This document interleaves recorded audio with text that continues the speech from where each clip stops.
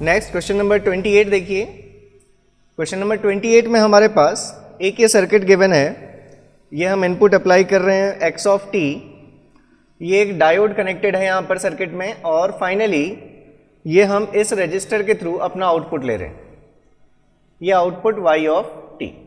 पूछा गया है सिस्टम के बारे में, कॉजलिटी की बात की गई है, लाइन टाइम इनवेरिएंसी और लीनियर, इनमें से आपको रिलेशन चूज करना है। ठीक है, जैसे ही आपको ये डायोड दिख गया और गिवन है आपको कि ये जो डायोड है ये हमारा आइडियल डायोड है और ये हमारा आउटपुट है वाई ऑफ टी। ठीक है, तो जब भी ये हमारा डायोड आइडियल अगर है तो आप जानते हैं ये तभी कंडक्ट करेगा जब इसके एनोड का पोटेंशियल कैथोड से ज्यादा होगा। मतलब अगर ये एक्स ऑफ टी जैसे हमने दिखा दिया है कि ये अगर प्लस और ये माइनस है, मतलब अगर हम t इक्वल्स टू 0 के बाद अगर देखेंगे, जब जब हमारा ये t पॉजिटिव टाइम के लिए हम देखेंगे तो ये जो डायोड होगा हमारा ये क्या होगा, ऑन होगा। अगर इस x ऑफ t की वैल्यू नेगेटिव होगी तो उस केस में हमारा ये डायोड क्या होगा, ऑफ होगा। ठीक है, तो अगर हम देखें तो y of t equals to लिख सकते हैं x ऑफ t, क्योंकि ये डायोड हमारा क्या है, आइडियल है। तो ये जो हमारा सर्किट है आइडियल केस में डायोड कैसा बिहेव करेगा, शॉर्ट सर्किट की तरह। जब ये कंडक्ट करेगा तो शॉर्ट सर्किट की तरह बिहेव करेगा। तो अगर आप इक्विवेलेंट सर्किट देखें तो आपका ये इक्विवेलेंट सर्किट बन रहा है।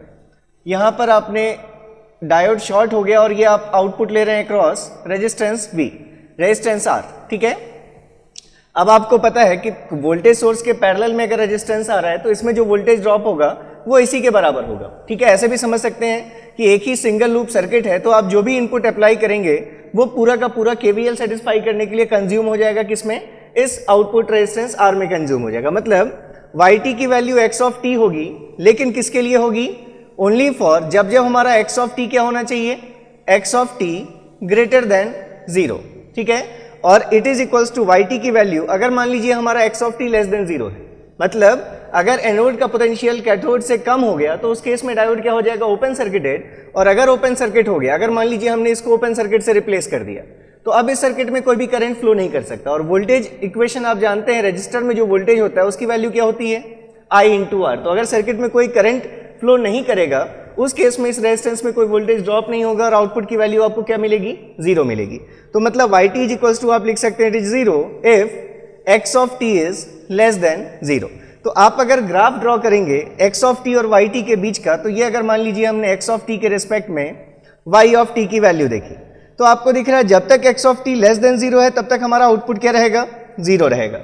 और जब x of t greater than 0 हो जाए उस केस में हमारा, अगर आइडियल डायोड है हमारा तो 0 की बात कर रहे हैं, अगर ये हमारा प्रैक्टिकल डायोड होता सिलिकॉन या जर्मेनियम का तो उसके अकॉर्डिंग 0.7 या 0.3 वोल्टेज ड्रॉप वो डायोड के क्रॉस होता, तब आपको कैरेक्टरिस्टिक 0.3 वोल्ट या 0.7 वोल्ट के बाद दिखती। लेकिन अगर आइडियल डायोड कह दिया तो हमने कहा आउटपुट 0 किसके लिए होगा, only for x of t greater than 0। तो x ऑफ t जब 0 से बड़ा है तो उस बीच में yt और xt के बीच जो आपका ग्राफ दिखेगा ये एंगल कितना दिखेगा आपको, 45 degrees, because x of t and y of t are linearly related in the region for x of t greater than 0। तो अगर इस आउटपुट इनपुट रिलेशन को देखें तो क्या आप कह सकते हैं कि हमारा सिस्टम लीनियर है, नहीं कह सकते, क्योंकि ये थ्रू आउट स्ट्रेट लाइन नहीं है। 0 के पहले ये वैल्यू हमारी सैचुरेटेड है कहां पर, या हम कहें कि ये हमारा डेड जोन एग्जिस्ट कर रहा है कहां से कहां तक, for x of t minus infinity to 0। तो इसलिए ये जो हमारा सिस्टम है ये सिस्टम हमारा नॉन लीनियर सिस्टम है, ये सिस्टम लीनियर तो नहीं है। जब भी आपको डायोड दिख जाए अगर किसी सर्किट में तो वो सर्किट हमारा लीनियर नहीं रह जाएगा।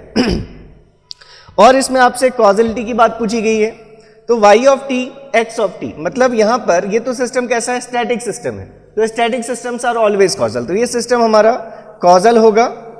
टाइम इनवेरिएंसी की अगर बात कर रहे हैं तो टाइम इनवेरिएंसी के केस में देखिए यहां जो x में दिख रहा है वही आपको y में दिख रहा है, मतलब x ऑफ t पर कोई स्केलिंग नहीं अप्लाई की है आपने, कोई कोफिशिएंट का मल्टीप्लीकेशन नहीं है जो टाइम का फंक्शन हो, x ऑफ t और yt को छोड़कर दूसरा कोई टर्म नहीं दिख रहा, मतलब ये सिस्टम जो होगा ये कैसा होगा, टाइम इनवेरिएंट सिस्टम होगा। तो इसके अकॉर्डिंग जो ऑप्शन है आपका कि causal, non linear and time invariant, ये आपका ऑप्शन डी सही है, causal, non linear and time invariant, तो ऑप्शन डी करेक्ट है। नेक्स्ट क्वेश्चन नंबर 29, ये क्वेश्चन हम कर चुके हैं ऑलरेडी, तो इसको हम यहाँ सॉल्व नहीं करेंगे, आप पीछे जाकर वीडियोस में देख लेना। आपके पास के 3 सिस्टम्स गिवन हैं, मतलब इनपुट आउटपुट के 3 रिलेशंस गिवन है और इनको देखकर आपको बताना सिस्टम टाइम वेरिएंट होगा या नहीं होगा। तो हमने देखा था इस टाइप का आपका ये है कि x1 ऑफ n, इसके लिए एक आउटपुट आपको गिवन है y1 of n, x2 of n, इसके लिए आपको एक आउटपुट गिवन है y2 ऑफ n, और x3 ऑफ n, इसके लिए भी आपको एक आउटपुट गिवन है y3 ऑफ n। तो पूछा गया है कि ये जो सिस्टम है ये कैसा होगा, टाइम इन्वेरिएंट होगा या नहीं होगा। तो हमने देखा था इस टाइप के केसेस में हमें क्या करना है, x ऑफ 3 इनपुट को हमने क्या किया था, इन x ऑफ 1, x1 और x2 के टर्म्स में पहले रिप्रेजेंट कर लिया था। तो अगर आप याद करें तो इस टाइप की आपको वैल्यू मिली थी कि x3 of n is equals to x1 of n plus x2 of n plus x1 of n minus 1 plus x2 of n minus 1। इस टाइप की कुछ वैल्यू मिली थी। हो सकता है ये वैल्यू अगर मुझे ठीक से याद नहीं हो तो कुछ अलग भी आई हो। तो पहले हमने इनपुट x3 को x1 और x2 के टर्म्स में लिख लिया। अब टाइम इन्वेरिएंट होने के लिए x1 और x2n के लिए अगर आपको आउटपुट पता है तो x1 ऑफ n माइनस 1 और x2 ऑफ n माइनस 1 के लिए आउटपुट भी क्या होंगे, y1 जो भी आउटपुट है उसको a1 से शिफ्ट कर दीजिए तो y1 ऑफ n माइनस 1 मिल जाना चाहिए, मतलब इसके लिए आउटपुट, और इसी तरह इसके लिए आउटपुट मिल जाना चाहिए। तो उस वैल्यूज को हमने इन वैल्यूज के लिए आउटपुट करने अपना फाइंड करके देखा, लेकिन वो वैल्यू आउटपुट की इस y3 ऑफ n के बराबर नहीं आई थी, इसलिए हमारा कंक्लूजन यहां से ये था कि सिस्टम इज टाइम वेरिएंट, ये इनवेरिएंट सिस्टम नहीं है। तो इसलिए जो ऑप्शन था इसका, ये ऑप्शन बी करेक्ट था। तो इसको आप चेक कर लेना। नेक्स्ट क्वेश्चन, ये हमारा स्टेटमेंट है, लिंक्ड क्वेश्चंस हैं हमारे ये, क्वेश्चन नंबर 30 एंड 31। तो 30 और 31 के लिए आपके पास जो चीजें गिवन हैं ये आपको एक हमारे पास कैस्केडेड सिस्टम है, ये हमारा सिस्टम है S1 और दूसरा एक हमारा सिस्टम है ये S2। इनपुट हम अप्लाई कर रहे हैं इसमें x ऑफ n, यहां जो आउटपुट मिल रहा है ये आउटपुट है v ऑफ n और ये हमारा फाइनल आउटपुट है y ऑफ n। अब इसके केस में आपको बता दिया गया है कि S1 और S2 ये दोनों जो सिस्टम्स हैं ये दोनों ही systems causal and LTI systems हैं। ये भी कॉजल LTI है और ये सिस्टम भी हमारा कॉजल LTI सिस्टम है, ठीक है। अब इसमें पूछा गया है, आपको दो केसेस भी दे दिए गए हैं कि सिस्टम S1 के लिए हमारे पास गिवन है कि इसका जो आउटपुट इनपुट रिलेशन है that is V of n is equals to 1/2 times V of n minus 1 and plus x of n। ये इस सिस्टम के लिए इसके आउटपुट और इनपुट के बीच का रिलेशन आपको गिवन है। ऐसे ही सिस्टम 2 के लिए भी आपको इनपुट और आउटपुट के बीच का रिलेशन गिवन है that is y of n is equal to alpha times y of n minus 1 and plus, ये अल्फा नहीं, इसको a एंड b के टर्म्स में लिखी है values, a and b times v of n, ठीक है। इसके साथ आपको यह भी बता दिया गया the difference equation of cascaded system, मतलब इस इनपुट और इस आउटपुट के बीच में ओवरऑल रिलेशन भी आपको डिफरेंस इक्वेशन से गिवन है that is y of n is equals to x of n plus 3/4 times y of n minus 1 minus 1/8 times y of n minus 2, ठीक है। तो ये जो इंफॉर्मेशंस हैं, अब इनको अगर हम एक इक्वेशन मान लें कि सपोज हमारे पास की जो फर्स्ट सिस्टम के लिए इक्वेशन है, इसको अगर हमने इक्वेशन 1 मान लिया, इसको इक्वेशन 2 मान लिया और ये गिवन डिफरेंस इक्वेशन इसको इक्वेशन हमने 3 मान लिया, तो आपको पहले केस में पूछा गया है कि वैल्यू ऑफ अल्फा क्या है, ए क्या है, और दूसरे केस में पूछा गया वैल्यू ऑफ बी की वैल्यू क्या है, ठीक है। तो अब जब आप इसको सॉल्व करेंगे, सबसे पहले देखिए हमारे पास v ऑफ n है और ये हमारे आउटपुट y ऑफ n की ये वैल्यू गिवन। इस इक्वेशन को अगर हम एक से डिले, देखिए अलग अलग केसेस में आप इसको देखिए, हम इसको दो मेथड से, चलिए इसको हम दो मेथड से सॉल्व कर लेंगे। अगर हम अभी z ट्रांसफॉर्म पढ़ चुके होते तो हम बहुत इजीली इस सिस्टम के लिए हम इसको सॉल्व कर सकते थे, ठीक है। अभी अगर हम z ट्रांसफॉर्म से नहीं करना चाहते, अगर हम इसको नॉर्मल अपने टाइम डोमेन अप्रोच से करना चाहते हैं, तो उस केस में ये जो हमारे पास देखिए y ऑफ n गिवन है फ्रॉम इक्वेशन 2, इस इक्वेशन 2 से अगर हम देखें तो y ऑफ n की जो वैल्यू है it is 8 times y of n minus 1 plus b times v of n, और v ऑफ n की वैल्यू हमें इक्वेशन 1 से गिवन है। देखिए हमें क्या करना है, इस फॉर्म की एक इक्वेशन लानी है जिसमें सिर्फ yn और xn के टर्म्स हो। अगर ऐसी कोई इक्वेशन आ गई तो उसको हम कंपेयर कर सकते हैं इस इक्वेशन से और फिर वहां से हम a और b की वैल्यूज फाइंड कर लेंगे। तो वैसा देखने के लिए हमने फर्स्ट स्टेप जो लिया, यहां दिख रहा है y में, इस इक्वेशन में y के टर्म्स हैं लेकिन क्या है vn का टर्म है। तो अगर हम vn की वैल्यू ये पुट कर दें तो अब हम देखते हैं हमारे पास क्या रिजल्ट आ रहा है। तो vn की वैल्यू अगर आपने पुट कर दिया तो यहां से vn की जगह आपने लिखा vn is equals to 1/2 times v of n minus 1 and plus x of n, ठीक है।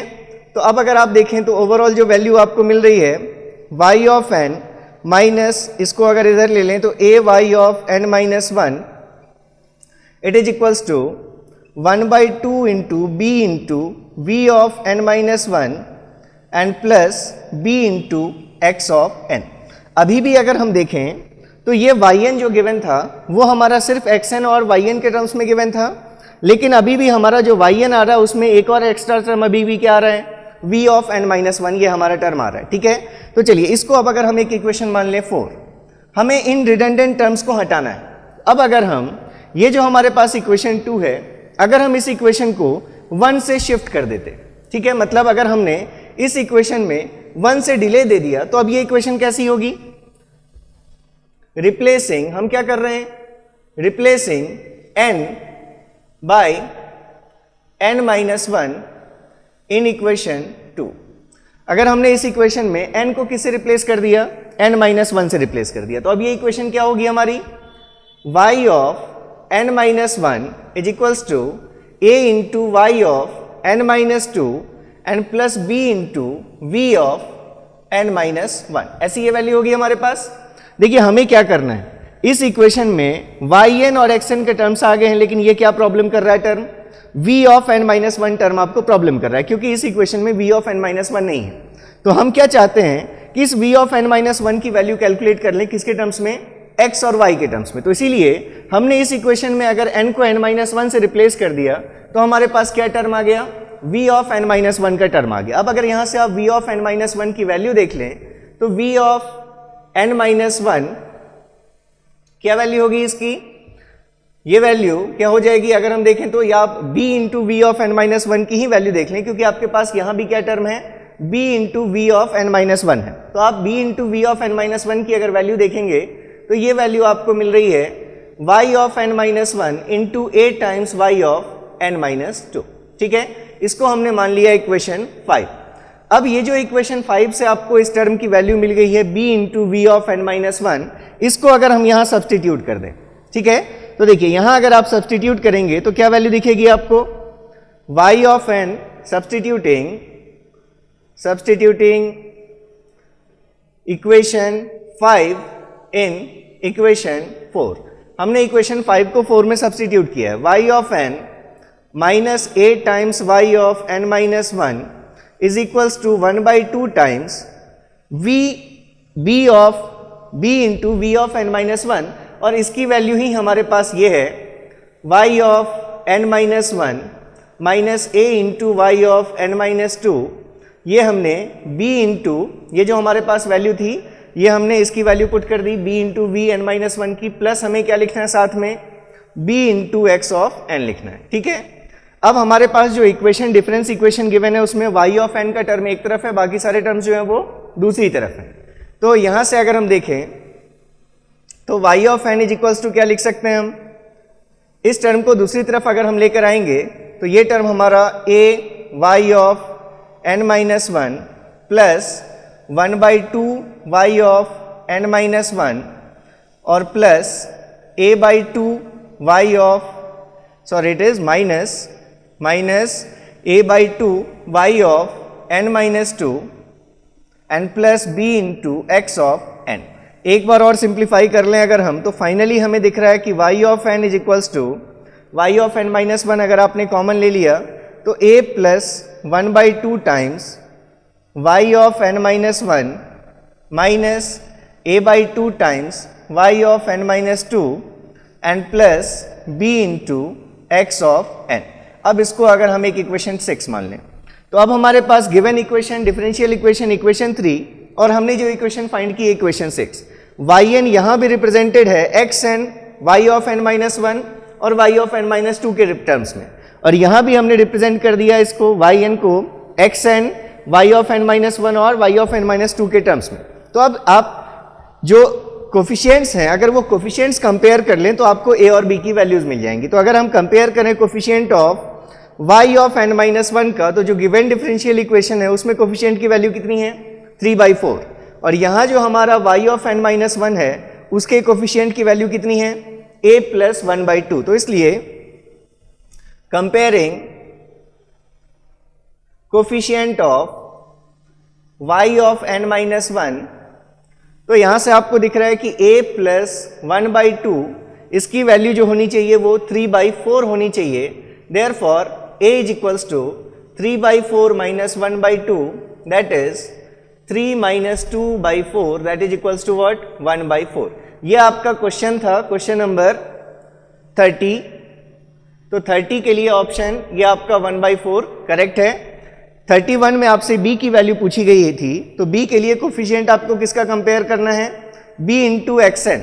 यहां पर आपको b की वैल्यू दिख रही है, xn का कोफिशिएंट कितना दिख रहा है यहां पर 1, और वहां x ऑफ n का कोफिशिएंट कितना है b है, तो मतलब b की वैल्यू कितनी है 1। यहां से भी आप देख सकते थे अगर आप y ऑफ n माइनस 2 का भी कोफिशिएंट कंपेयर करते तो a की वैल्यू आपको यहां से भी मिल जाती। यहां पर कोफिशिएंट कितना है -1/8 और यहां पर वैल्यू कितनी है -a/2, तो यहां से भी आपको दिख रहा है कि a की वैल्यू कितनी आ जाती 1/4। तो ऐसे ही अगर आप इन दोनों इक्वेशंस में xn का कंपेयर करते कोफिशिएंट, तो comparing coefficient of x of n, तो आपको दिखता यहां कोफिशिएंट b है और जो गिवन डिफरेंशियल इक्वेशन है, डिफरेंस इक्वेशन, उसमें कोफिशिएंट 1 है, तो therefore b is equals to 1। तो a is equals to 1/4 and b is equals to 1, ये इसका आंसर हो गया। ठीक है, अब इसको हम एक और मेथड से कर लेते हैं, क्योंकि कभी जब आप z ट्रांसफॉर्म कंप्लीट कर लेंगे, हो सकता है उसके बाद जब आप रिवाइज करें तो ये टर्म भी आपको समझ में आ जाएगा बिल्कुल, ये मेथड भी, और इतना टफ भी नहीं है। सिंपली आपको सिर्फ इतना याद रखना है z ट्रांसफॉर्म मेथड देखने के लिए कि अगर कोई सिग्नल है y ऑफ n, उसका अगर ट्रांसफॉर्म हमने y ऑफ z से लिख रखा है, तो इसमें आप जितने का भी शिफ्ट देंगे n माइनस n0, उतने ही z का पावर आपको मल्टीप्लाई करना है जो प्रीवियस ट्रांसफॉर्म था उस ट्रांसफॉर्म में। मतलब अगर yn का ट्रांसफॉर्म yz है तो y of n minus n0 का ट्रांसफॉर्म क्या होगा, z to the power minus n0 times y of z। ठीक है, और क्या चीज याद रखनी है कि ये अगर हमारा कोई सिस्टम होता है, तो जैसे हमने देखा था कि xt इनपुट हो, ht इंपल्स रिस्पॉन्स हो, तो आउटपुट yt अगर है तो आप क्या लिखते थे, अगर टाइम डोमेन में हम लेते थे कि अगर ये xt है लैप्लास x ऑफ s है, ht है impulse response Laplace h of s है, और आउटपुट है yt और लैप्लास अगर y ऑफ s है, तो हमारे पास रिलेशन होता था कि h of s is equals to ys upon xs। ये कंटिन्यूअस के केस में, यही चीज डिस्क्रीट के केस में अगर हम करते तो इनपुट x ऑफ n होता, ट्रांसफॉर्म उसका x ऑफ z लेते, impulse response h of n होता, ट्रांसफॉर्म h ऑफ z लेते, और आउटपुट yn होता, उसका ट्रांसफॉर्म yz लेते।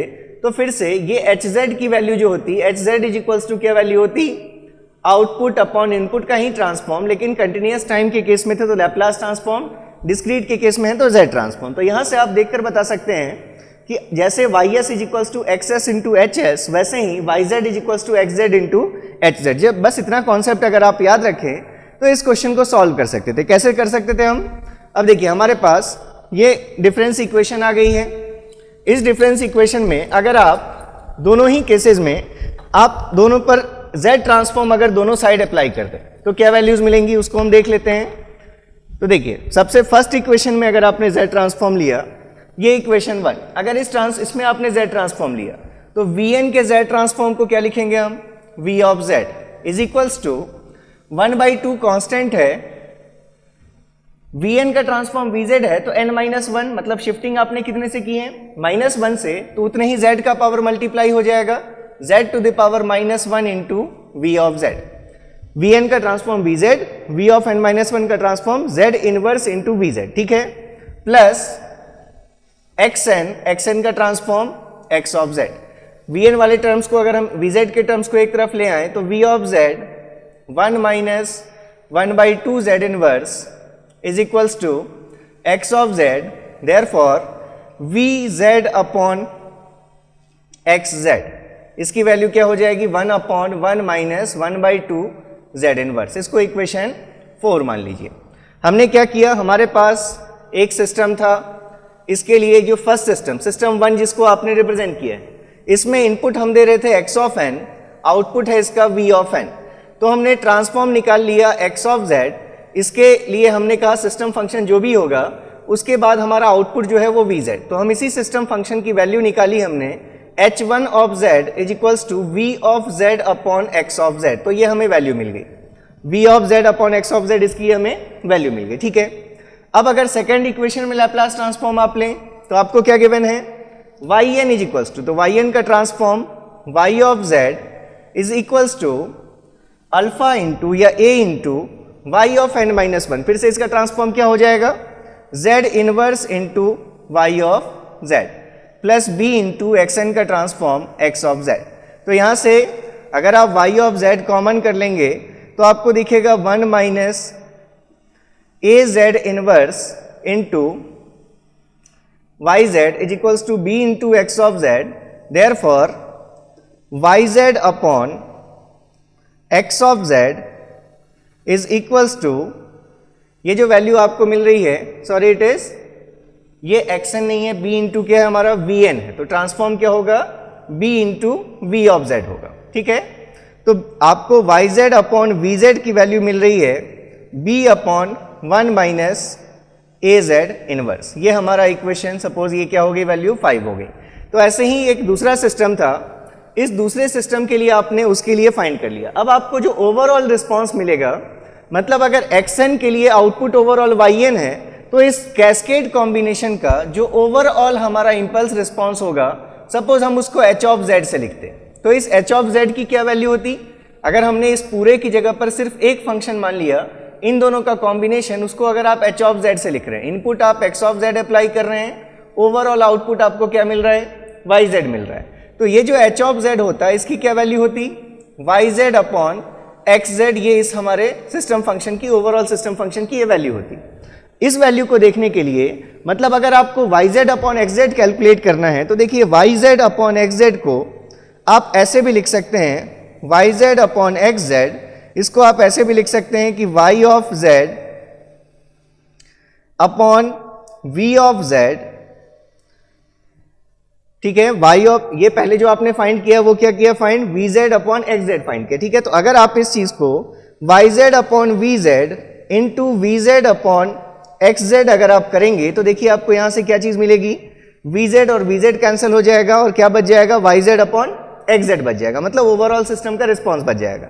आपने ये भी टर्म कैलकुलेट कर रखा है yz अपॉन vz, आपने ये भी टर्म कैलकुलेट कर रखा है vz अपॉन xz, दोनों को मल्टीप्लाई कर दीजिए तो आपको ओवरऑल सिस्टम के लिए क्या मिल जाएगा, इंपल्स रिस्पॉन्स।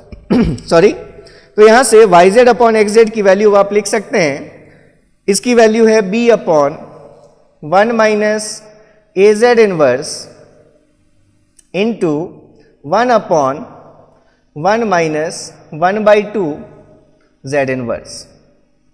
ठीक है, ये अब आप अगर इन दोनों को मल्टीप्लाई करेंगे तो ये वैल्यू क्या आ जाएगी, b upon 1 minus 1/2 z inverse minus A Z inverse and plus a/2 z inverse 2।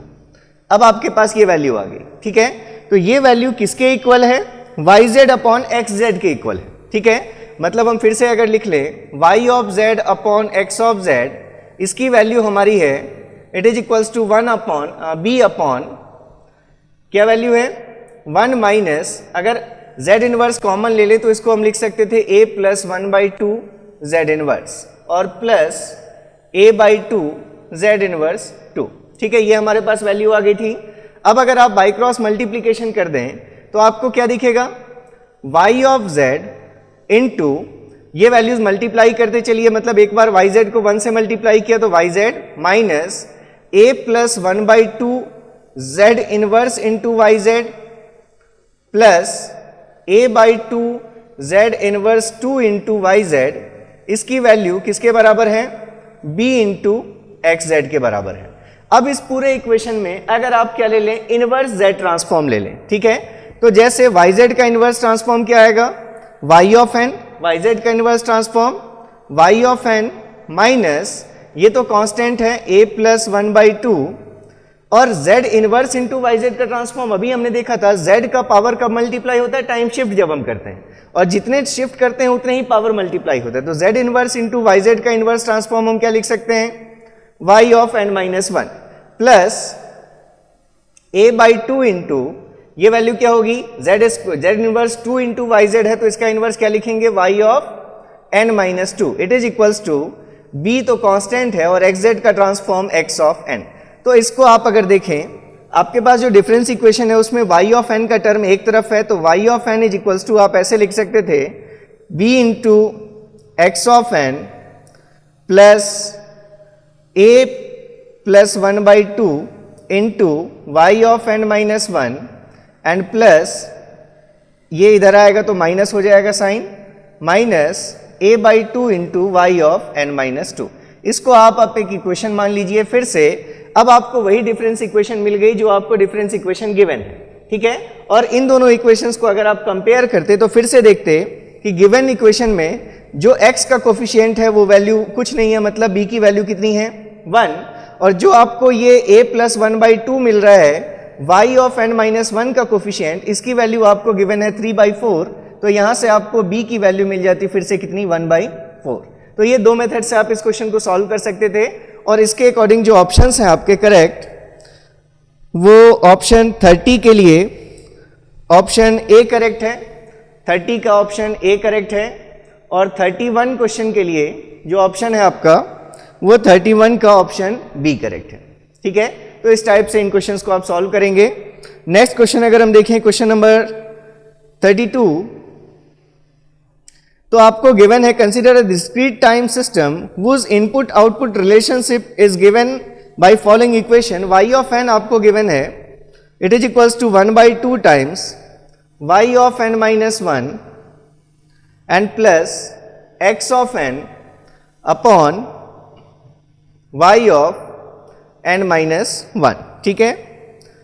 और आपको गिवन है कि y of minus 1 is equals to 1 and for an input आपके पास एक इनपुट अल्फा, अगर हम x ऑफ n की वैल्यू क्या ले लें alpha into x u of n, तो उसके कंडीशन में आपको गिवन है y ऑफ माइनस 1 की वैल्यू 1 है, इनपुट हम alpha into x of n un of n अगर लें तो पूछा गया है, और इसके साथ यह भी बता दिया गया the output converges to some constant k as n tends to infinity. मतलब आपको limit n tends to infinity output y of n की वैल्यू बताई गई है कि ये वैल्यू किसके बराबर है k के बराबर है।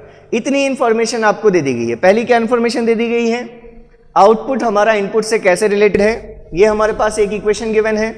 उसके साथ ये भी बता दिया गया है कि xn is equals to alpha un लेने पर y ऑफ माइनस 1 की वैल्यू 1 है और y ऑफ n की वैल्यू फाइनाइट है, कहां पर at n tends to infinity, और उस फाइनाइट वैल्यू कितनी है उसकी k है। तो पूछा गया आपसे कि k की वैल्यू क्या होगी। दो ऑप्शन, मतलब दो इसमें भी लिंक्ड आंसर क्वेश्चंस हैं, लिंक्ड डेटा क्वेश्चंस। तो पहले अगर हम फाइंड करें कि इस k की वैल्यू के लिए, देखिए यहां से देखकर अगर आप देखें, हमने देखा था जब भी हमें इस टाइप के सिस्टम्स को प्रोसीड करना हो तो हमें क्या करना चाहिए, n की वैल्यूज लेना शुरू कीजिए और xn को कोई भी आप एक इनपुट मान लीजिए, जैसे un मान लीजिए, और उसके लिए yn को प्लॉट करना शुरू कीजिए कि yn कैसा मिलता है। यहां ऑलरेडी आपको दे रखा है कि xn हमारा इनपुट कैसा है, अल्फा इंटू un है। मतलब आप यहां से देखकर ये समझ सकते हैं कि xn की वैल्यू क्या होगी, un की वैल्यू तो 1 होती है, कहां से कहां तक, 0 से इन्फिनिटी तक। तो मतलब xn की वैल्यू जो होगी वो अल्फा होगी, कहां से कहां तक, फॉर n ग्रेटर देन और इक्वल्स टू 0। मतलब 0 से लेकर इन्फिनिटी तक हम xn की कभी भी हमें जरूरत पड़ेगी तो हम xn की वैल्यू को क्या लिखेंगे, अल्फा लिखेंगे। And it is equals to 0 for n less than 0, ठीक है। un लगा हुआ है, मतलब n लेस देन 0 पर वैल्यू क्या होगी, 0 होगी। तो अब अगर हम इस इक्वेशन को देखें, जैसे हमारे पास सपोज हमें y ऑफ n, इसको अगर हम चाहें तो ऐसे भी लिख सकते हैं 1/2 times y square of n minus 1 plus x of n upon y of n minus 1, ये ठीक है। अगर आप इसको सिंप्लीफाई कर लें तो ये y square of n minus 1 plus X N upon y of n minus 1 आ जाएगा, ठीक है। अब अगर आप y ऑफ 0 की वैल्यू देखना चाहते हैं तो y ऑफ 0 आपने n is equals to 0 put किया, इसको एक इक्वेशन मान लीजिए, हर जगह पर इस इक्वेशन को आप यूज कर सकते हैं। तो अगर आपने y ऑफ 0 देखा, n is equals to 0 put किया, तो 1/2 times y square of n minus 1, मतलब y स्क्वायर ऑफ 0 माइनस 1 तो क्या वैल्यू होगी, -1 प्लस xn की वैल्यू, n की वैल्यू 0 से लेकर इन्फिनिटी तक के लिए xn कितना है हमारा, अल्फा है, तो इसको क्या लिख सकते थे, अल्फा अपॉन y ऑफ फिर से 0 माइनस 1 दैट इज -1। अगर हमें निकालना होता y ऑफ 0 तो हम इस टाइप से प्रोसीजर यूज करते, y ऑफ -1 की वैल्यू आपको गिवन है 1, तो इसकी वैल्यू कितनी हो जाती, 1/2 इंटू 1 का स्क्वायर भी 1 ही होता, तो 1 plus alpha upon y of -1 is 1 upon alpha. ये जो भी वैल्यू गिवन है आपको ठीक है, y ऑफ -1 1 गिवन, तो 1 plus alpha upon y of -1 is again 1, तो ये 1/2 टाइम्स 1 प्लस अल्फा, ये हमारा yn हो जाता है। किसके लिए? y ऑफ 0 के लिए। ऐसे ही आप n की वैल्यूज पुट करते जाएंगे। अगर आपको y ऑफ 1 निकालना है तो आपको जरूरत पड़ेगी y ऑफ 0 की, तो ये y ऑफ 0 की वैल्यू निकल गई, इसको सब्स्टिट्यूट करते। लेकिन हमें कहां पर वैल्यू बताई गई है? At n tends to infinity बताई गई है। तो अगर हम n टेंड्स टू इन्फिनिटी पर इस सिग्नल की वैल्यू को देखें yn को, तो देखिए y, इसी इक्वेशन से y ऑफ इन्फिनिटी क्या हो जाएगी value? 1/2 times y square of infinity -1 plus x of infinity upon y of infinity -1। हमने n टेंड्स टू क्या पुट कर दिया? अगर n tends to infinity put कर दिया इस इक्वेशन में, तो y इन्फिनिटी की वैल्यू हम निकाल रहे हैं। अब y ऑफ इन्फिनिटी -1 मतलब इस इक्वेशन को भी, इस टर्म को भी आप क्या एज्यूम कर सकते हैं? फिर से अगर अप्रॉक्सीमेशन लिखें आप, तो y infinity is equals to 1/2 times, इसको हम अप्रॉक्सीमेटली लिख सकते हैं y infinity plus x of infinity upon y infinity. ठीक है ये। अब अगर आप देखें तो y ऑफ इन्फिनिटी की वैल्यू आपको फाइनाइट गिवन है। आपको बता दिया गया है कि y ऑफ n की value at n tends to infinity is finite and that is equals to k। मतलब ये वैल्यू को भी आप k पुट कर सकते हैं, इस वैल्यू को भी k पुट कर सकते हैं और इस वैल्यू को भी आप k पुट कर सकते हैं। और ये x ऑफ इन्फिनिटी की value, signal x of n की value at n tends to infinity, signal xn कैसा है हमारा? अल्फा un की वैल्यू इन्फिनिटी पर 1, तो इसलिए x ऑफ n की वैल्यू अल्फा, कहां से हमने लिख भी रखा है x ऑफ n की value alpha for n 0 to infinity. तो अगर हम इसमें इक्वेशन में पुट कर दें तो y ऑफ इन्फिनिटी की value k is equals to 1/2 times k plus alpha upon k। ठीक है, मतलब यहां से देखिए 2k into k that is 2k square is equals to k plus alpha, और 2k स्क्वायर माइनस k, ये value क्या आ जाएगी? ये हमारी वैल्यू स्क्वायर है। यहां पर क्या है हमारा? फिर से ये स्क्वायर है, तो यहां भी क्या है हमारा? k का स्क्वायर है। तो 2k square minus k square that is k square is equals to alpha, therefore k is equals to under root of alpha. ये हमारा जो फर्स्ट क्वेश्चन पूछा गया था इसमें कि k की वैल्यू कितनी होगी, तो हमने फाइंड किया k is equals to under root of alpha, या उसको हम क्या लिखते? Alpha to the power 1/2। तो इसके अकॉर्डिंग जो ऑप्शन सी है ये आपका करेक्ट ऑप्शन है। इसके बाद फिर क्वेश्चन नंबर 33 में पूछा गया आपसे कि इस सिस्टम के लिए लीनियर और टाइम इनवेरिएंट के फॉर्म में, कि क्या ये सिस्टम लीनियर होगा और क्या ये सिस्टम टाइम इनवेरिएंट होगा। तो जैसे ही आप देख रहे हैं यहां पर कि ये जो सिस्टम आ रहा है हमारा, इसमें y और ये y का टर्म मल्टीप्लाई हुआ, आपको क्या दिख रहा है यहां पर? स्क्वायर के टर्म दिख रहे हैं। तो जैसे ही स्क्वायर इफेक्ट आ गया, मतलब ये सिस्टम जो होगा ये कैसा होगा? नॉन लीनियर सिस्टम होगा। ठीक है, टाइम इनवेरिएंसी के लिए अगर आप देखें तो टाइम इनवेरिएंसी इस सिस्टम की क्या होगी? बनी रहेगी, क्योंकि यहां पर yn में या xn में आपको कोई स्केलिंग नहीं दिख रही, कभी जो कोफिशिएंट्स हैं वो आपको टाइम के फंक्शन नहीं दिख रहे, तो इसलिए जो सिस्टम हमारा होगा ये सिस्टम कैसा होगा?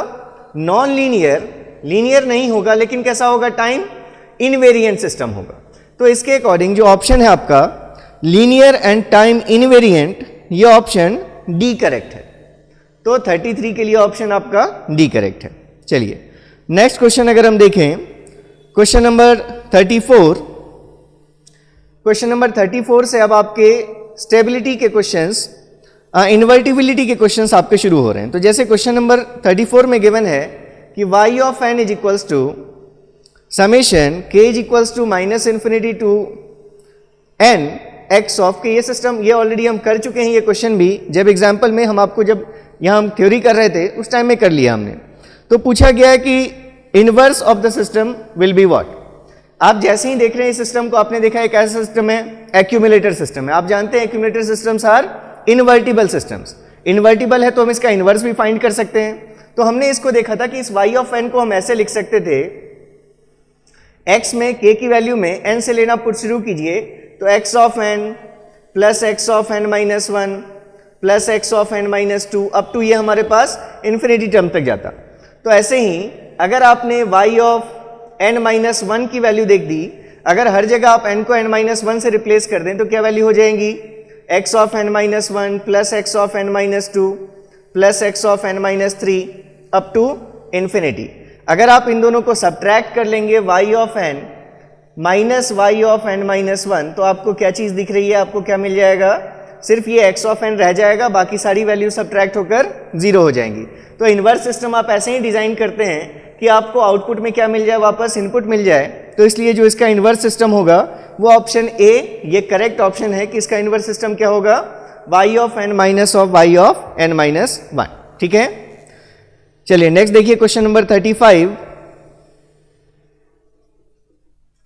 क्वेश्चन नंबर 35 में पूछा गया आपसे which of the system is non invertible. चलिए आपको देखकर बताना है, y of t is equals to x of t minus 2, second option है y of t is equals to x cube of t, third option है y of t is equals to x square of t, और last option है आपका y of t is equals to x of t plus 5।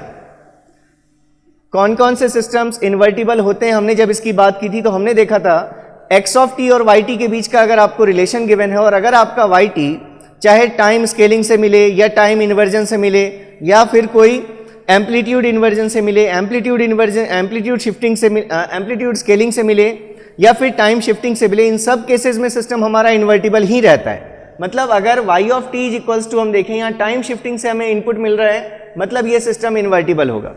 यहाँ अगर हम देखें हमें अगर इसमें कुछ शिफ्ट करने से भी मिल रहा है तो हम देखते हैं कि इसका हम इन्वर्स सिस्टम डिजाइन कर सकते हैं। अगर हम इसका इन्वर्स सिस्टम क्या ले लेते, z of t is equals to Y T minus 5, तो हमें इसका इन्वर्स सिस्टम भी हम डिजाइन कर सकते हैं। मतलब ये सिस्टम भी हमारा क्या है, इन्वर्टिबल सिस्टम है।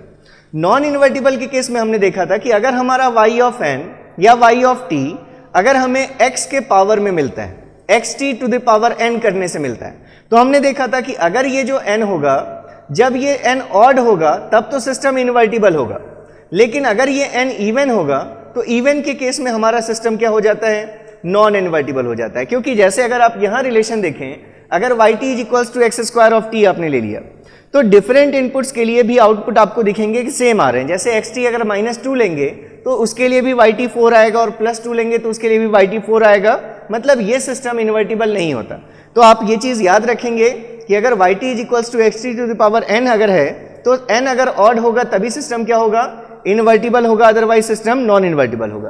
तो यहाँ आपको पावर ऑड दिख रहा है, मतलब ये सिस्टम भी इन्वर्टिबल है, ये इवन है, तो ये सिस्टम क्या हमारा नॉन इन्वर्टिबल। तो इसके लिए जो ऑप्शन है आपका वो ये 35 का ऑप्शन सी करेक्ट है। नेक्स्ट देखिए क्वेश्चन नंबर 36 में आपको गिवन है which of one of the system is not invertible. फिर से वही पूछा गया है, y of t is equals to x of 2 into x of t। Amplitude scaling invertible होगा, कोई प्रॉब्लम नहीं है। नेक्स्ट ऑप्शन देखिए, y of t is equals to integration from minus infinity to t x of tau D tau. हमने इसको भी देख लिया था, इंटीग्रेटर अगर है तो ये सिस्टम भी हमारा क्या होगा, ये इन्वर्टिबल होगा। क्योंकि अगर आप जैसे हमने ये बात की थी xt 5 लेकर देखिए तो इंटीग्रेशन 5t आएगा, 10 लेकर देखिए तो 10t आएगा। मतलब अलग अलग इनपुट्स के लिए अलग अलग आउटपुट्स आ रहे हैं, तो ये सिस्टम भी हमारा क्या होता है, इन्वर्टिबल होता है। इसका आप इनवर्स भी कैलकुलेट कर सकते हैं, कैसे, d by D T of X T अगर आप ले लेंगे तो वो इसका क्या होगा, इनवर्स सिस्टम होगा। इंटीग्रेशन को डिफरेंशिएशन कैंसिल आउट कर देगा। नेक्स्ट ऑप्शन देखिए, y of n is equals to given है आपको ऑप्शन सी में, summation from k is equals to minus infinity to n x of k। यह भी हमने देखा, ये सिस्टम हमारा जो है ये क्या होता है, एक्यूमुलेटर सिस्टम है, तो ये हमारा इन्वर्टिबल सिस्टम है, जिसके लिए हम ये इन्वर्स सिस्टम भी डिजाइन कर सकते हैं। मतलब ये सिस्टम भी हमारा इन्वर्टिबल है। लेकिन ऑप्शन अगर लास्ट देखें आप, y of n is equals to n into x N, इसको भी हमने सॉल्व किया था। अगर कोई सिस्टम है n इंटू एक्स एन तो ये सिस्टम इन्वर्टिबल नहीं होगा। क्यों नहीं होगा, अगर आप देखें for X N is equals to, अगर आपने डेल एन यूज किया तो उस केस में वाई एन की वैल्यू क्या होगी, n इंटू डेल एन, और product property of impulse function से आप जानते हैं इसकी वैल्यू क्या हो जाएगी, जो n की वैल्यू पर ये फंक्शन एग्जिस्ट कर रहा है इसको 0 पुट करके हमने देखा n की वैल्यू 0 मिली, वो इसमें पुट कर दीजिए। मतलब ये 0 इंटू डेल एन के बराबर होता, मतलब आउटपुट क्या होता, 0 होता। अगर हम इनपुट में ले लेते for X N is equals to 2 del N, तब भी अगर आप देखते हैं इसके लिए आउटपुट, तो वाई एन की value n into 2 del of n, और ये वैल्यू फिर से हो जाएगी 0 into 2 del N, that is equals to what, 0। तो आप देख रहे हैं अलग अलग इनपुट्स के लिए सेम आउटपुट प्रोड्यूस हो रहा है, इसलिए सिस्टम कैसा हमारा नॉन इन्वर्टिबल है। तो इसलिए जो ऑप्शन डी है, which one of the following is not invertible पूछा था, तो इसलिए ऑप्शन डी करेक्ट है। तो आगे हम और क्वेश्चंस देखते हैं। नेक्स्ट देखिए क्वेश्चन नंबर 37 में भी फिर आपसे 4 ऑप्शंस देकर इन्वर्टिबिलिटी की बात की गई, तो हम ऑप्शंस बारी बारी से लेते हैं, देखेंगे कौन सा इन्वर्टिबल है कौन सा नहीं है। तो फर्स्ट केस में हमारे पास गिवन है x1 is equals to D by D T of X of T. ठीक है, x1 आपका आउटपुट है जो कैसे मिल रहा है, x ऑफ टी के डिफरेंशिएशन से मिल रहा है। हमने देखा था डिफरेंशिएटर इन्वर्टिबल सिस्टम्स नहीं होते, क्योंकि आप xt की वैल्यू कोई भी कांस्टेंट अगर ले लें, अगर हमने xt 2 दिया तो भी उसका डिफरेंशिएशन 0 आएगा। इनपुट अगर हम 3 अप्लाई करें तो भी डिफरेंशिएशन 0, 4 के लिए भी डिफरेंशिएशन 0, मतलब एक से ज्यादा इनपुट्स के लिए सेम आउटपुट, तो ये सिस्टम इन्वर्टिबल नहीं होगा। ठीक है, नेक्स्ट देखिए, नेक्स्ट आपको गिवन है x2 is equals to x of t minus 4। तो हमने जैसे ही देखा आउटपुट हमें इनपुट पर सिर्फ टाइम शिफ्टिंग से मिल रहा है, तो आप जानते हैं टाइम शिफ्टिंग से मिले, स्केलिंग से मिले, रिवर्सल से मिले, एम्पलीट्यूड स्केलिंग, एम्पलीट्यूड इन्वर्जन, इन सारे केसेस में सिस्टम इन्वर्टिबल होता है, मतलब ये सिस्टम हमारा इन्वर्टिबल होगा। ठीक है, नेक्स्ट देखिए ऑप्शन सी में गिवन है आपको, मतलब थर्ड जो है x3 integration from minus infinity to t x of tau D tau. फिर से हम जानते हैं इंटीग्रेटर हमारा इन्वर्टिबल सिस्टम होता है, इसके लिए आप डिफरेंस भी इसका कर सकते थे, कैसे करते हैं हम, D by D T of X of T हमारा ये इन्वर्स सिस्टम हो जाता। ठीक है, अगर यहाँ पर t है तो ये हमारा डी बाई डी टी से मिल जाता, अगर यहाँ कोई स्केलिंग होती तो उसके अकॉर्डिंग हमें इन्वर्स सिस्टम भी डिजाइन करना पड़ता, तो ये सिस्टम भी हमारा इन्वर्टिबल है। और लास्ट जो आपको गिवन है x4 of t that is equals to X square of t, तो ये हम ऑलरेडी अभी देख चुके हैं, अगर पावर इवन है तो सिस्टम नॉन इन्वर्टिबल होगा, अगर पावर ऑड होता तो सिस्टम इन्वर्टिबल होता, मतलब ये सिस्टम भी आपका इन्वर्टिबल नहीं है। तो 4 ऑप्शंस गिवन है कि कौन से हैं कौन से नहीं है, तो उसके अकॉर्डिंग जो ऑप्शन ए है आपका कि x1 and x4 are non inverting, ये x1 और x4 नॉन इन्वर्टिंग, ये ऑप्शन सही है आपका, मतलब ऑप्शन ए इस क्वेश्चन के लिए करेक्ट है।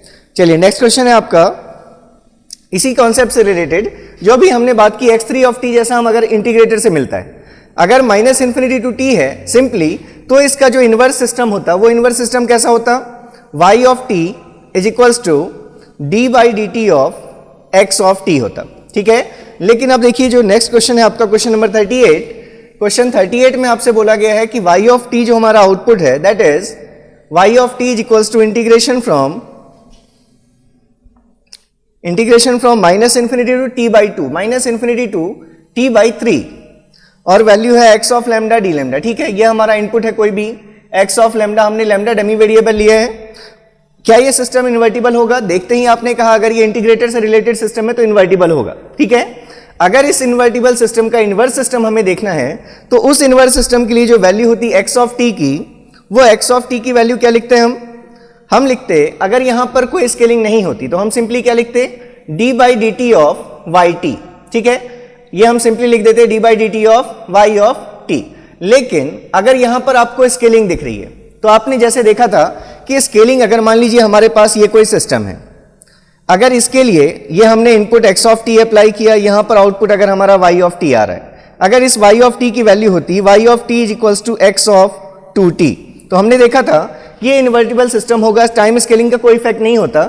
इसमें से अगर हमें स्केलिंग हटानी है तो हम यहां पर जो आउटपुट लेते हैं zt, तो ये इन्वर्स सिस्टम कैसा होना चाहिए, जिसके लिए z ऑफ t की वैल्यू क्या होनी चाहिए, अगर ये x ऑफ 2t कर रहे हैं तो y में आप क्या लेते थे, y ऑफ t बाई 2, तब अगर आपका y of t x of 2t है तो अगर t बाई 2 देखें तो x of 2 into t by 2 क्या वैल्यू मिल जाएगी आपको, zt is equals to xt मिल जाएगा। सिमिलरली अगर यहां पर सिर्फ t होता तो हम सिंपली सिर्फ क्या लिखते, y ऑफ t लिखते, d by D T of y of t। लेकिन अगर यहां पर आपने 1/3 से टाइम में स्केलिंग की है तो यहां पर आपको क्या करना पड़ेगा, 3 से स्केलिंग करना पड़ेगा, तब ये 3 और 1/3 का फैक्टर कैंसिल होकर के आपको y of t is equals to xt की वैल्यू मिलेगी, मतलब ये आपको ये चीज क्या मिलेगी, xt के बराबर मिलेगी। ठीक है, तो इसके अकॉर्डिंग जो ऑप्शन डी है, ये ऑप्शन डी इस क्वेश्चन का करेक्ट ऑप्शन है।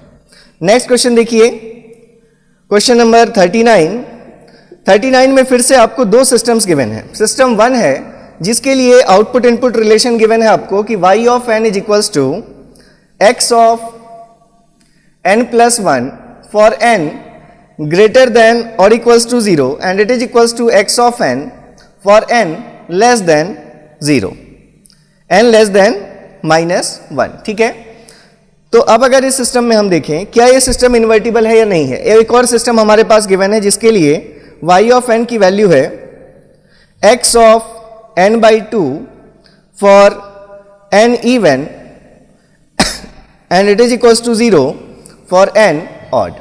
अब हमें इन दोनों सिग्नल्स की, दोनों सिस्टम्स की इन्वर्टिबिलिटी चेक करनी है। ये क्वेश्चन भी आप ऑलरेडी कर चुके हैं। अगर आप यहां del of n input apply करते, ठीक है, अगर xn हमारा डेल n होता तो y ऑफ n की वैल्यू क्या होती, डेल ऑफ n प्लस 1।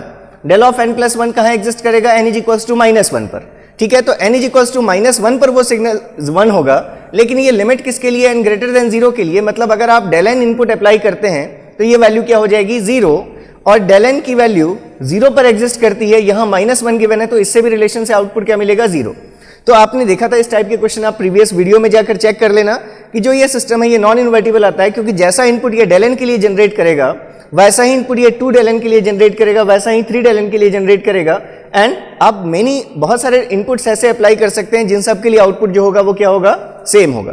तो ये सिस्टम S1 ये आपका इन्वर्टिबल नहीं है। अब अगर हम S2 सिस्टम को देखें तो S2 सिस्टम में क्या दिख रहा है हमें, yn हमें इंटरपोलेशन से मिल रहा है, n/2 मतलब इंटरपोलेशन कर रहे हैं हम।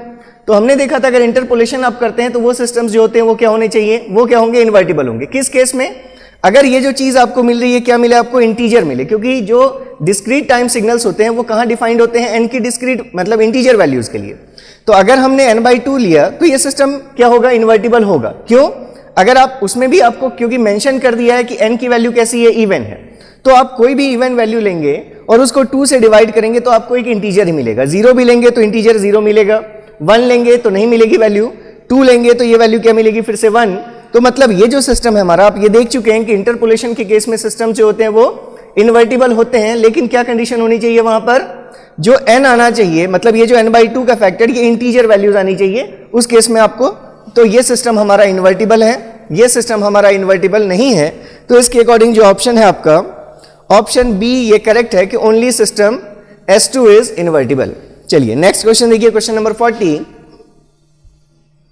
क्वेश्चन नंबर 40 में गिवन है कंसिडर 2 LTI सिस्टम्स। फिर से आपको 2 सिस्टम्स गिवन है। S1 के लिए आपको गिवन है y of n is equals to x of n/2 - 1, और S2 सिस्टम के लिए आपको गिवन है y of n is equals to x of 2n - 1, ठीक है। अब आपसे पूछा गया है कि दोनों में से कौन से सिस्टम्स इन्वर्टिबल हैं और उनका इन्वर्स क्या होगा। जैसे ही आपने यहां देखा डेसिमेशन का केस 2n, हमने देखा था डेसिमेट अगर हम कर दें तो वैल्यूज जो सैंपल्स होते हैं वो लॉस्ट हो जाते हैं, जिनको हम वापस रिकवर नहीं कर सकते।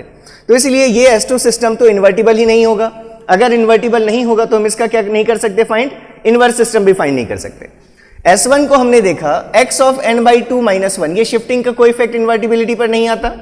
इंटरपोलेशन के केस में सिस्टम क्या होते हैं, इन्वर्टिबल होते हैं। मतलब ये जो सिस्टम होगा S1 ये क्या होगा, इन्वर्टिबल होगा। अब अगर इसका आपको जनरेट करना है, इन्वर्स सिस्टम देखना है, तो इन्वर्स सिस्टम के केस में हमने क्या देखा था, कैसे प्रोसीड करना है हमें, जो ब्रैकेट के अंदर जो चीज लिखी हुई है x में, उसमें n को k से रिप्लेस कर दीजिए। तो n को k से रिप्लेस किया हमने, तो ये क्या वैल्यू हो गई, k/2 - 1, और जो ये वैल्यू आई इसको किससे इक्वेट करना है, n से इक्वेट करना है। चीजें आप जानते हैं, जो भी x के ब्रैकेट में चीज लिखी है उसमें n को k से रिप्लेस कर दीजिए और इसकी वैल्यू पुट कीजिए किसके बराबर, n के बराबर। नेक्स्ट प्रोसीजर क्या होता था, नेक्स्ट स्टेप, इस इक्वेशन से k की वैल्यू फाइंड कीजिए। तो अगर आप यहां से k की वैल्यू फाइंड करेंगे तो k इज इक्वल्स टू क्या वैल्यू मिलेगी आपको, n+1 × 2, दैट इज 2n+2। अब ये जो k की वैल्यू मिली इसी को y में पुट कर दीजिए तो आपको क्या मिल जाएगा, आपका इन्वर्स सिस्टम मिल जाएगा। तो इसके अकॉर्डिंग अगर आप देखें तो इन्वर्स सिस्टम जो होगा इसका, वो इन्वर्स सिस्टम क्या होगा, y of n is equals to x of 2n+2। ये क्या हो जाएगा, इसके लिए इन्वर्स सिस्टम हो जाएगा। तो देयरफॉर इसके अकॉर्डिंग जो ऑप्शन है आपका S1 is invertible with inverse x of 2n+2 and S2 is non invertible, मतलब ऑप्शन सी करेक्ट है। ठीक है, आप इसको मैच कर लेना। नेक्स्ट क्वेश्चन नंबर 41 क्वेश्चन हम ऑलरेडी कर चुके हैं, इसको हमें करने की जरूरत नहीं है। यहाँ पर क्वेश्चन 41 में आपको गिवन है कि y ऑफ t हमें जो मिल रहा है वो कैसे मिल रहा है, integration from -∞ to t x of tau into cos 3 tau D tau. इसके लिए पूछा गया आपसे टाइम इनवेरिएंट और स्टेबल के कॉम्बिनेशंस पूछे गए हैं। ठीक है, तो जैसे ही आपने इस क्वेश्चन को जब किया था, स्टेबिलिटी के लिए हमने देखा था कि xt की वैल्यू अगर हम इंपल्स इनपुट लें, स्टेप इनपुट लें, उनके लिए स्टेबल दिख रहा है, लेकिन सभी बाउंडेड इनपुट के लिए बाउंडेड आउटपुट होना चाहिए। तो आपने देखा था कि अगर हम xt की वैल्यू अपना बाउंडेड इनपुट अगर हम क्या सेलेक्ट कर लें, cos 3t सेलेक्ट कर लें, ये भी बाउंडेड इनपुट है। तो इस बाउंडेड इनपुट के लिए हमने देखा था कि जो आउटपुट yt की वैल्यू आती है वो इन्फिनिटी आती है, मतलब आउटपुट क्या हो जाता है, अनबाउंडेड। तो इसका मतलब ये जो सिस्टम है हमारा, ये BIBO स्टेबल नहीं है, स्टेबल नहीं है। और हमें क्या देखना है, टाइम इनवेरियंसी देखनी है। तो xt में हम देख रहे हैं कि कोई टाइम का फंक्शन मल्टीप्लाइड है, मतलब ये सिस्टम टाइम इनवेरिएंट भी नहीं होगा। तो इसलिए ये जो ऑप्शन है, ये जो क्वेश्चन सिस्टम है, ये कैसा है, इट इज पहले तो नॉन स्टेबल अनस्टेबल सिस्टम है और टाइम वेरिएंट सिस्टम है। तो उसके अकॉर्डिंग जो आपका डी ऑप्शन है कि not time invariant and not stable, ये आपका डी ऑप्शन करेक्ट है। चलिए नेक्स्ट क्वेश्चन देखिए, ये भी क्वेश्चन हम कर चुके हैं, क्वेश्चन नंबर 42। इसमें आपको गिवन है y of t is equals to D by D T of e to the power minus T into x of T. ये हम ऑलरेडी देख चुके हैं कि ये सिस्टम हमारा क्या होता है, अनस्टेबल होता है, क्योंकि अगर आप इसको ओपन करते तो y ऑफ t की वैल्यू आपको मिलती minus T minus 1 into E to the power minus T into x of T and plus e to the power minus T into D X of T upon D T. अब यहां पर अगर आप एक input select करें bounded, तो जैसे अगर हमने ut बाउंडेड इनपुट सेलेक्ट किया, तो अगर हमने x of t is equals to ut ले लिया, तो उसके लिए हम देख रहे थे कि आउटपुट yt की वैल्यू में ये d by D T of xt जो मिलेगा, ये आपको क्या मिलेगा, स्टेप का डिफरेंशिएशन, एक इंपल्स मिलेगा। ठीक है, तो अगर आप अपने आउटपुट y ऑफ t की वैल्यू 0 पर इवेल्युएट करें, t इज इक्वल्स टू 0 पर, तो उस इंपल्स के लिए एम्पलीट्यूड जो होगा उसका, जो उसकी वैल्यू होगी वो कितनी होगी, इनफाइनाइट। तो इसलिए आपको दिख रहा है कि आउटपुट हमारा इनफाइनाइट है फॉर बाउंडेड इनपुट, देयरफॉर ये सिस्टम कैसा था, स्टेबल नहीं था। ठीक है, और क्या पूछा गया आपसे, लीनियर नॉन लीनियर, ये चीज पूछी गई है। तो लीनियर के केस में देखिए यहां पर जो मेनली है, सिस्टम हैज, इसमें पूछा गया है which of the following statement is true, the system is non linear. हम जानते हैं, हम डिफरेंशिएटर इंटीग्रेटर लीनियर ऑपरेशंस हैं, xt में आपने कोई भी कोफिशिएंट मल्टीप्लाई कर रखा हो, ये टाइम का फंक्शन हो या नहीं हो, ये सिस्टम क्या होगा, लीनियर होगा। तो ये सिस्टम हमारा कैसा है, लीनियर है, मतलब जो ऑप्शन ए है वो ऑप्शन ए आपका हट गया कि नॉन लीनियर सिस्टम हमारा नहीं है। B option, the system is time invariant, जैसे ही xt का कोफिशिएंट टाइम का फंक्शन है, मतलब ये सिस्टम टाइम वेरिएंट है, ये इनवेरिएंट सिस्टम नहीं है, मतलब ऑप्शन बी भी आपका गलत हो गया। C option, the system is stable, अभी हमने देख लिया सिस्टम स्टेबल नहीं है, मतलब अगर हमारा सिस्टम अनस्टेबल है तो आपका जो सी ऑप्शन है वो भी एलिमिनेट हो गया, तो ऑप्शन डी ही होगा। डी देख लीजिए क्या बोला जा रहा है, द सिस्टम हैज मेमोरी। तो हमने देखा था अगर कभी डिफरेंशिएटर या इंटीग्रेटर से अगर कोई हमें सिस्टम का आउटपुट मिलता है तो हमेशा वो डायनामिक सिस्टम्स होते हैं, क्योंकि उनमें मेमोरी जरूरी है, मतलब जो D by D T of X T होगा ये एक्स ऑफ टी की पास्ट वैल्यूज पर डिपेंड करेगा। तो इसलिए ये सिस्टम हमारा मेमोरीलेस सिस्टम नहीं है, डायनामिक सिस्टम है, तो इसलिए सिस्टम में क्या होगी, मेमोरी होगी, और इसीलिए इसका जो करेक्ट ऑप्शन है वो option D is correct. Next देखिए क्वेश्चन नंबर 43 में बोला गया आपसे कि y of t is equals to, हमारा फिर से एक इंटीग्रेटर से सिस्टम हमें मिल रहा है, integration from minus infinity to 2t x of tau D tau. जैसे ही आपको ये दिखा, सबसे पहले आपको लिमिट्स चेक करनी है। लिमिट्स में अगर 2t दिख गया, इसका मतलब सिस्टम टाइम इनवेरिएंट नहीं होगा। माइनस इन्फिनिटी से अगर लिमिट शुरू है या कहीं पर भी अगर आपको दोनों लिमिट्स में से कोई भी एक इन्फिनिटी दिख रहा है, मतलब सिस्टम स्टेबल भी नहीं होगा।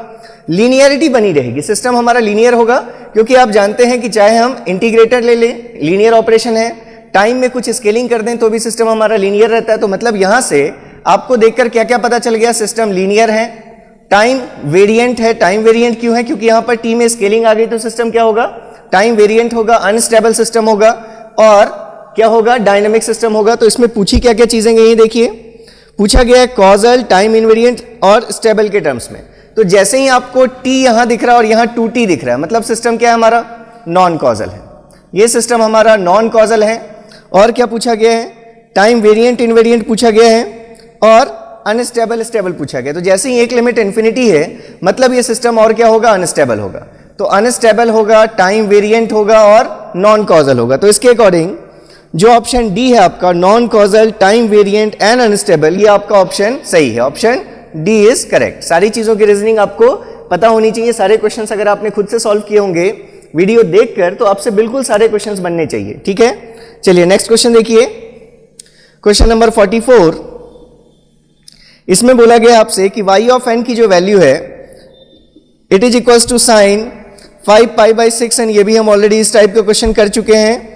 Into x of n. ये हमने इन्वर्टिबिलिटी इसकी चेक की थी, ये सिस्टम इन्वर्टिबल नहीं था। क्यों नहीं था इन्वर्टिबल? क्योंकि आप एक्स ऑफ एन में अगर आप एक्स ऑफ एन की वैल्यू क्या ले लें, डेल एन ले लें, ठीक है। तो डेल एन के लिए जो आउटपुट आएगा वही चीज आप देखेंगे डेल ऑफ 2 डेल एन के लिए भी वही वैल्यू आएगी। तो आपने देखा था सिस्टम इन्वर्टिबल नहीं है। यहां पूछा क्या क्या गया आपसे, लीनियर, स्टेबल और इन्वर्टिबल के केसेस पूछे गए। तो अगर हम लीनियर की बात करें, इनपुट में कोई भी टर्म मल्टीप्लाइड हो, चाहे वो टाइम का फंक्शन हो या नहीं हो, आप जानते हैं सिस्टम क्या रहेगा, लीनियर रहेगा। एक्स का पावर नहीं मिलना चाहिए आपको, एक्स स्क्वायर, एक्स माइनस 1, ये पावर्स आपको नहीं मिल रहे हैं। कोफिशिएंट बस हमने कुछ भी मल्टीप्लाई किया तो उससे सिस्टम की लीनियरिटी वैनिश नहीं होती, सिस्टम लीनियर होगा, ठीक है। टाइम का कोई भी फंक्शन हमारा मल्टीप्लाइड है, इसका मतलब सिस्टम क्या होगा, टाइम वेरिएंट होगा, ठीक है। वाई एन दिख रहा है और यहाँ एक्स एन टर्म दिख रहा है, मतलब सिस्टम क्या होगा, स्टैटिक होगा। तो static systems are always causal, static systems are always causal. Static हो गया मतलब कॉजल भी हो गया। स्टेबिलिटी की अगर हम बात करें, अगर हम बाउंडेड इनपुट अप्लाई करेंगे, अगर हमारा एक्सन कैसा है, जो बाउंडेड वैल्यू है, जिसकी वैल्यू एक्सन की वैल्यू, अगर हमने कहा कि एक्स ऑफ एन हमारा इनपुट हमेशा 0 से इन्फिनिटी के बीच में, अगर इसके मैग्नीट्यूड की हम बात कर रहे हैं, अगर ये 0 से इन्फिनिटी के बीच में, ठीक है, मतलब कोई भी फाइनाइट वैल्यू है, हम जैसे एज्यूम कर लेते थे bx कि x ऑफ n की मैक्सिमम वैल्यू अगर कितनी है bx, तो आप जानते हैं ये साइन का फंक्शन, इसकी मैक्सिमम वैल्यू -1 से +1 के बीच में ही हो सकती है। मतलब जो वैल्यू होगी मैग्नीट्यूड उसका हमेशा 1 से छोटा होगा या 1 के बराबर होगा। तो आप किसी भी फाइनाइट वैल्यू को 1 से मल्टीप्लाई कर देंगे, मैक्सिमम ये 1 हो सकता है, तो 1 इंटू फाइनाइट वैल्यू आपको क्या मिलेगी, फाइनाइट ही मिलेगी। मतलब ये सिस्टम और क्या होगा, स्टेबल भी सिस्टम होगा, क्योंकि बाउंडेड इनपुट के लिए बाउंडेड आउटपुट प्रोड्यूस करेगा। तो इसके अकॉर्डिंग जो ऑप्शन है इसका, linear, stable and non invertible, हमने देख लिया सिस्टम नॉन इन्वर्टिबल क्यों है। आप डेल एन अप्लाई करके देखिए, 2 डेल एन अप्लाई करके देखिए, 4 डेल एन अप्लाई करके देखिए, सबके लिए आउटपुट आपको मिलेगा 0, नॉन इन्वर्टिबल हो गया, लीनियर दिख रहा है और आपको ये स्टेबल दिख रहा है। तो इसके अकॉर्डिंग जो ऑप्शन है आपका वो ऑप्शन डी करेक्ट है। ये क्वेश्चन नंबर 44 कर रहे हैं, ऑप्शन सी इसका जो है वो ऑप्शन सी करेक्ट है, linear, stable and non invertible, ठीक है।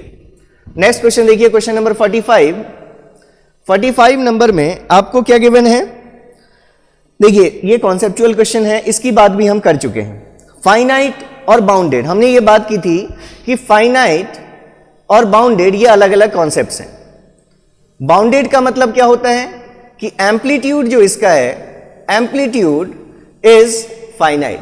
अगर किसी सिग्नल का, अगर हम किसी सिग्नल को ऑब्जर्व कर रहे हैं एक्स एन की वैल्यू -इन्फिनिटी से +इन्फिनिटी तक, तो वो उसका जो एम्पलीट्यूड होना चाहिए वो फाइनाइट रेंज में होना चाहिए। ये वैल्यू भी क्या है, अगर फाइनाइट है और ये वैल्यू भी क्या है, फाइनाइट, मतलब मैक्सिमम और मिनिमम जो एक्स ऑफ टी की वैल्यूज या इनपुट की जो मैक्सिमम और मिनिमम वैल्यूज हो रही हैं, अगर वो दोनों वैल्यूज क्या है, फाइनाइट हैं, तो ऐसे सिस्टम को आप क्या बोलते हैं, बाउंडेड कहते हैं।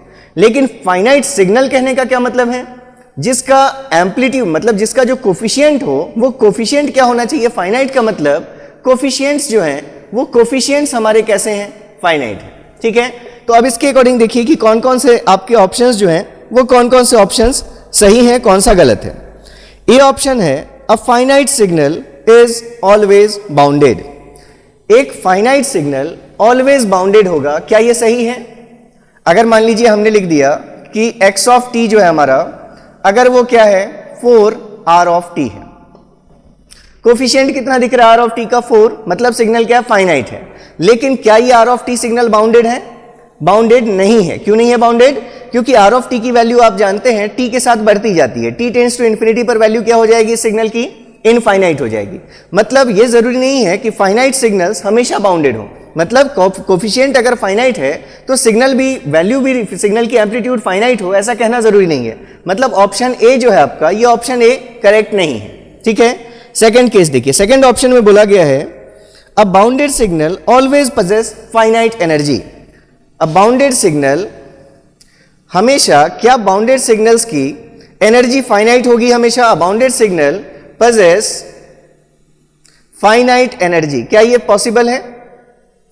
बाउंडेड सिग्नल, कोई भी एग्जांपल ले लीजिए किसी भी पीरियोडिक सिग्नल का, जैसे मान लीजिए आपने कहा साइन ओमेगा टी, तो साइन ओमेगा टी आपका क्या है, बाउंडेड सिग्नल है, क्योंकि इसकी वैल्यू +1 से -1 के बीच में आ रही है, ठीक है। ऐसा ये हमारा -इन्फिनिटी टू +इन्फिनिटी ये हमारा सिग्नल होता है साइन ओमेगा टी। इस सिग्नल के लिए अगर आप देखें तो इसका बाउंडेड तो है ये, क्यों बाउंडेड है? क्योंकि इसकी मैक्सिमम और मिनिमम वैल्यूज जो है वो फाइनाइट है। लेकिन क्या इस सिग्नल में फाइनाइट एनर्जी है? आप जानते हैं ये पावर सिग्नल है, और पावर सिग्नल है तो इन्फिनिटी की एनर्जी कितनी होगी इसकी? इनफाइनाइट। इसका मतलब ये स्टेटमेंट भी गलत है जो ऑप्शन बी में आपके गिवन है कि a bounded signal has finite energy, ये स्टेटमेंट हमेशा ट्रू नहीं होगा।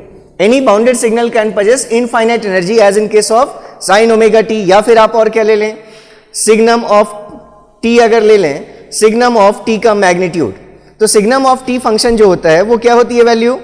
+1 और -1। लेकिन अगर magnitude of signum of T कह दिया हमने तो ये वैल्यू कितनी हो गई? हमेशा के लिए 1 हो गई।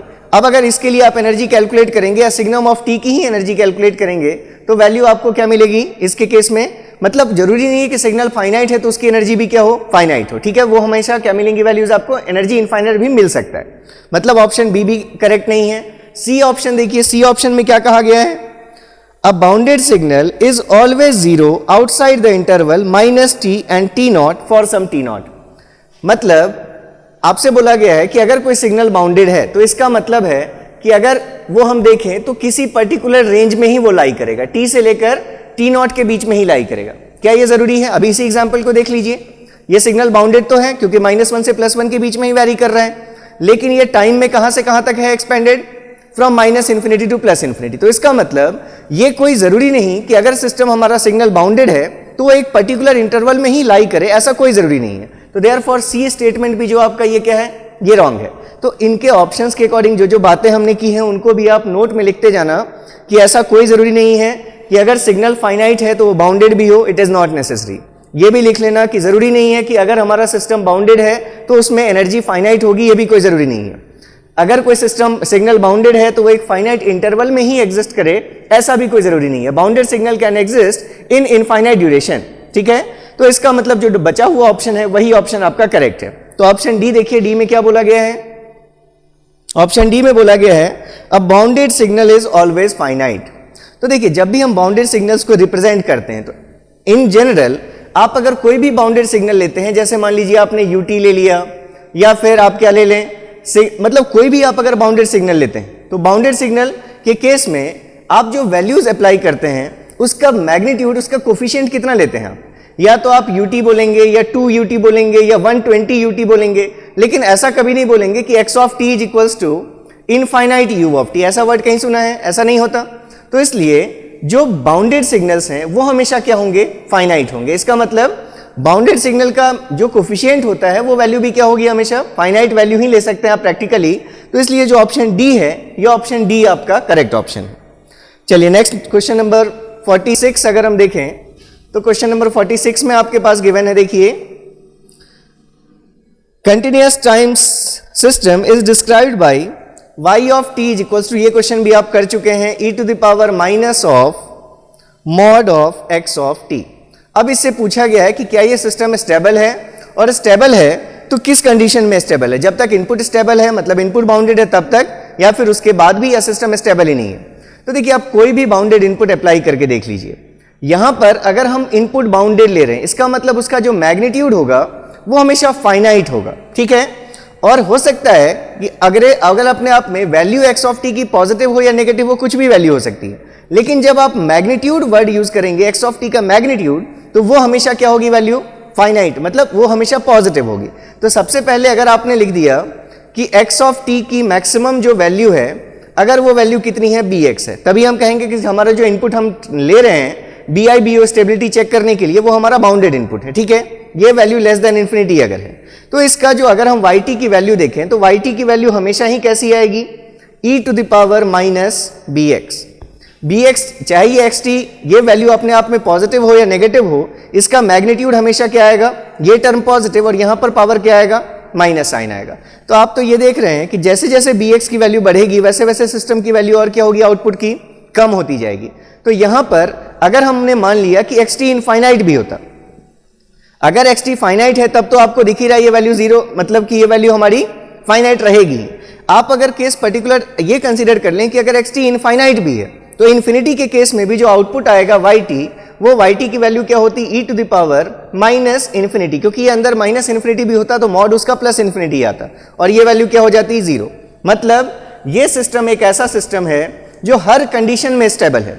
चाहे आप बाउंडेड इनपुट अप्लाई करें तो भी आपको बाउंडेड आउटपुट मिलेगा, आप अनबाउंडेड इनपुट अप्लाई करें तो भी आपको जो आउटपुट मिलेगा वो हमेशा क्या रहेगा, बाउंडेड ही रहेगा। तो इसलिए जो इसका डी ऑप्शन है कि y of t is bounded even when x of t is unbounded, ये आपका ऑप्शन डी करेक्ट है, ये हम ऑलरेडी बात कर चुके थे। चलिए